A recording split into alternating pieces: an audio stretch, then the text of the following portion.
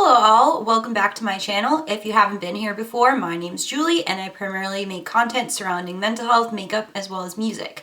For today's video, this is mental health related. We're going to be talking about coronavirus, COVID-19, pandemic, outbreak, whatever you want to call it, and how I am speculating that it's affecting mental health. Now, I'm not yet a licensed clinician, but I am a counseling student about to graduate in a couple of months, and I do have some counseling experience from a previous internship. This is my speculation. I can't speak for every individual as to how their mental health is being affected. I know that financial burden is a big piece right now, change in structure and routine from if you are working full-time and busy to your home, and if you have kids, they don't have school where you live, and they're home and everyone's home and you don't have a lot of space to yourself.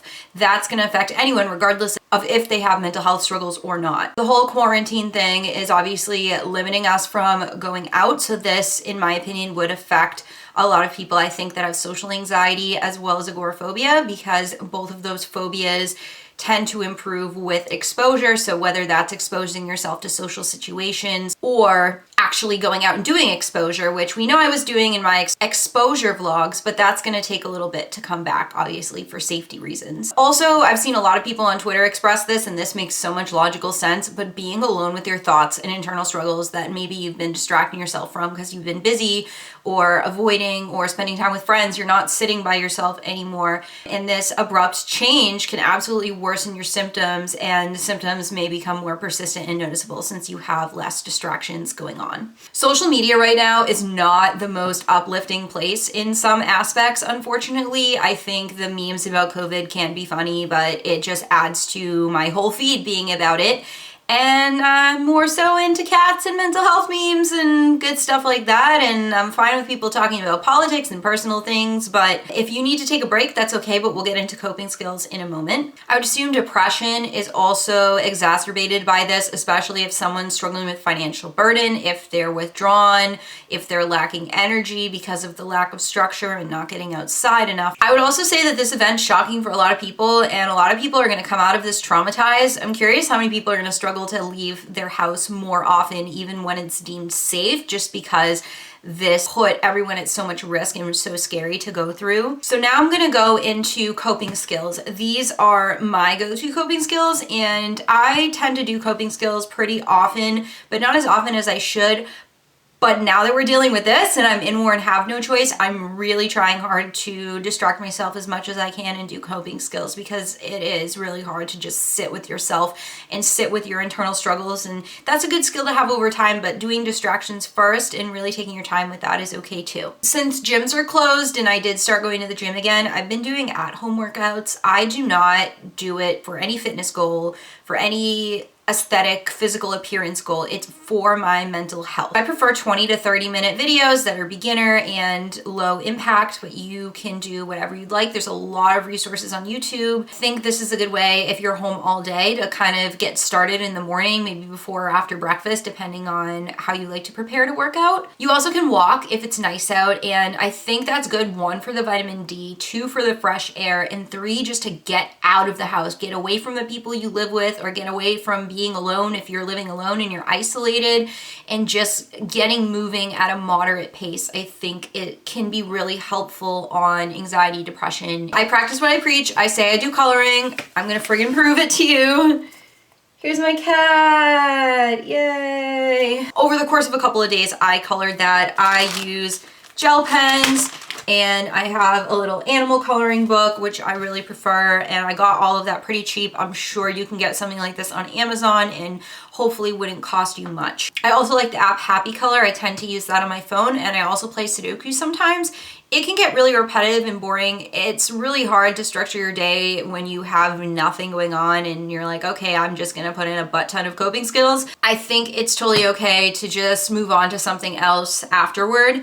I like to talk to my friends. I actually recently started a group chat so I can talk to my friends a little bit more, and that's been helpful. Another interesting thing my therapist suggested, because I'm missing out on the social interaction piece right now, as is everyone, was to ask one of my close friends if she'd like to video chat sometime. I haven't yet. I feel like some people are kind of weird about it, but it is kind of interesting because you still get that face-to-face contact without risking anyone's health. Taking deep breaths is important. You always hear about meditation, breathing exercise, relaxation techniques, all that stuff. I admit I am not the best at that, but if you can just pause when you're getting really overwhelmed and just, it's nice. Let's do 2 deep breaths together. Ready? In, out. One more. In, out. See, it just kind of brings you back. It doesn't make anything go away, but it helps to bring things down, in my opinion. Another thing I've been doing, so I live with my parents and I'm introverted. I need space and I need boundaries. I think everyone is entitled to space and boundaries. Have an honest conversation with people you live with. Even if it's your partner and you love them to bits, it doesn't mean that you do not need time to yourself. And tell them, I'm gonna take time to myself. I'm gonna go off and do this. If you need me, text me, whatever it may be. It's really important to take that space for yourself. Make sure to eat. This one's hard when we're off a routine. Maybe we're used to having a lunch break at work and that's when we eat lunch and our appetite can be out of whack, but nourishing your body with whole foods is really important, but also nourishing the soul with some ice cream and cake. I'm not gonna judge, I'm not gonna complain, because sometimes that's what you need and that's okay. I am not a registered dietitian by any means.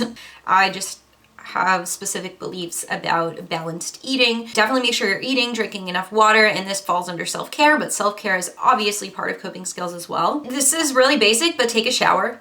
Just shower, practice hygiene, clip your nails, wash your butt, what the hell ever you gotta do. I love skincare. I have an exfoliator I use a couple times a week. I'm pretty good about washing and moisturizing my face now, and so skincare I find a little relaxing and part of my hygiene / self-care and coping. I also curled my hair today. Usually I don't, but I just wanted to kill some time. Hair if you wanted, and obviously I do my makeup almost every single day when I'm here during the week just to structure my day. It might not be your thing. My makeup is a huge hobby and coping skill for me, so I really enjoy it. Another suggestion I have is to just limit social media. It's up to you. You may be connected to social media. You may be desensitized. Maybe it doesn't bother you, but for me, I had to take a little bit of a social media break the past few days, and your girl's addicted to social media, so that was really frustrating and hard, but I think that it's really important to do things like that. That's all I have for you today. Thank you so much for watching. Please give this video a like. I'd love for you to subscribe to my channel as well. My Instagram is Julie_counseling and my Twitter is JulieCounseling with no underscore.